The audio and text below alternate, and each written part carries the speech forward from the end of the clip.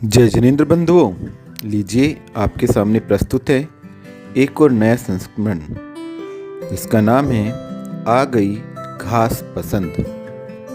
ये जो घास है ये उस घास की बात कर रहे हैं जो चावल की पुराल से बनती है। इसका प्रयोग साधु संत जब सर्दियाँ होती हैं तब नीचे बिछाने में करते हैं, क्योंकि ये उसे पहले सोध लेते हैं। इससे फ़ायदा ये रहता है कि यह थोड़ी नरम रहती है। तो ये जो हम संस्मरण आपको बता रहे हैं ये आरिका आदित्यमती माता जी के नाव की खिवैया नामक पुस्तक से लिए गए हैं तथा आरिका गुरु माँ विज्ञानमती माता जी के जीवन दर्शन को दर्शाते हैं। तो लीजिए प्रस्तुत है आ गई घास पसंद। वर्षा योग की विदाई, शीतकाल की आगमन होते ही दिगंबर साधु संतों का आना जाना प्रारंभ हो जाता है। हुआ ऐसा ही रावत भाटा वर्षा योग के पश्चात बिहार हुआ। बिहार में पाटा पर्याप्त नहीं मिल पाते हैं। एक दिन प्रातःकालीन कक्षा में मैंने गुरु माँ से कहा, माता जी बहुत ही सर्दी है, जितनी ठंड ऊपर से नहीं लगती जितनी नीचे से लगती है। 3 चटाई बिछाने के बाद भी ठंड कम नहीं हुई। ठंड लगती रही तो नींद नहीं आई। पूरी रात विकल्प भी बना रहा कि प्लास्टिक की चटाई नहीं बिछाना है, लेकिन सीक की चटाई से कुछ हो ही नहीं रहा था। आचार्य गुरुवर की बात भी याद आ रही थी।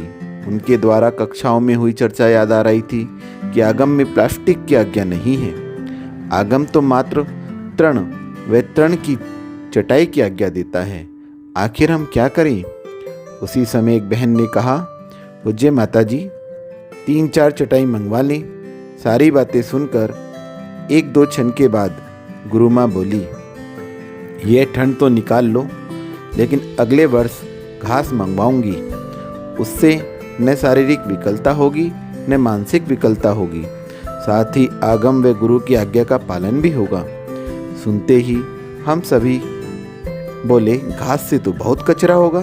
नहीं, हमें घास पर नहीं सोना है। उस समय तो बात आई गई हो गई।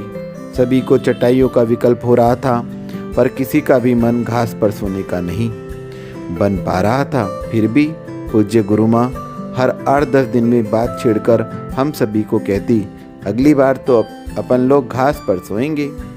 सामने तो कोई मना नहीं करता, लेकिन चेहरे से सभी मना करते। सभी एक दूसरे को देखकर खामोश रहकर अपनी बात रखते कि हमें घास पसंद नहीं है। फिर भी पूज्य आरिका श्री समय समय पर गुरुवरियों की चर्चा बताकर, आगम की आज्ञा बताकर, प्राचीन मुनिराजों की विचारधारा बताकर, अपनी मनोरंजनात्मक शैली से हमारा मानस बनाती रहती हैं।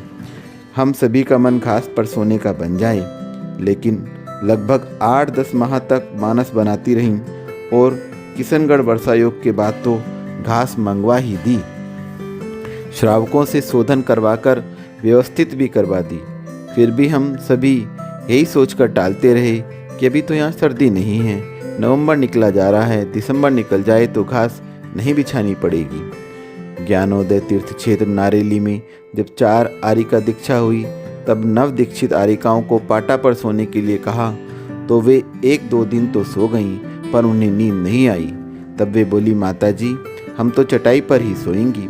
उस समय तक सर्दी भी थोड़ी थोड़ी अपनी विरासत लेकर आ रही थी। इन्हीं 2-3 दिन में संघस्थ ब्रह्मचारिणी प्रीति व ब्रह्मचारी निधि बहन को घास पर सोने का शौक आ रहा था, सो वे घास बिछाकर सो गई। प्रातःकाल उठकर वे पूज्य आरिका श्री से बोली, माता जी बहुत ही अच्छा लगा, नींद भी आई और दिगंबर निर्ग्रंथ मुनिराजों की याद भी आई। उनके नग्न शरीर पर कितना चुभता होगा। ऐसा लगा कि घास पर सोना आगम की आज्ञा का पालन नहीं, वरन परिचय सहन करके कर्म निर्जरा का साधन भी है। सुनकर पूज्य गुरु माँ बहुत प्रसन्न हुई। अच्छा, तो तुम्हें घास पसंद आ गई, मेरी मेहनत सफल हो गई। फिर मेरी तरफ देखते हुए बोली, आदित्यमती जी आज तुम भी सोना।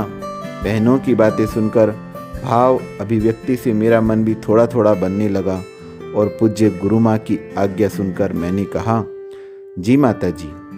मेरे साथ ही अनुजारिकाओं ने भी अपनी सहमति दे दी।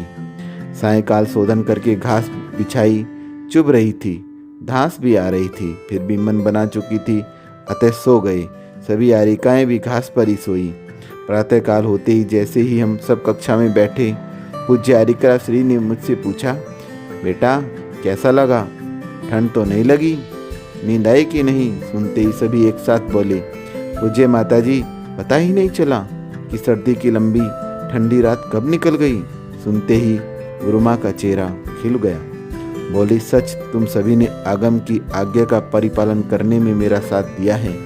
इसी भांति से हम आगम व गुरुवर की परिपाटी का ध्यान रखकर मोक्ष मार्ग पर चलेंगे तो निश्चित अपने गंतव्य को प्राप्त कर लेंगे।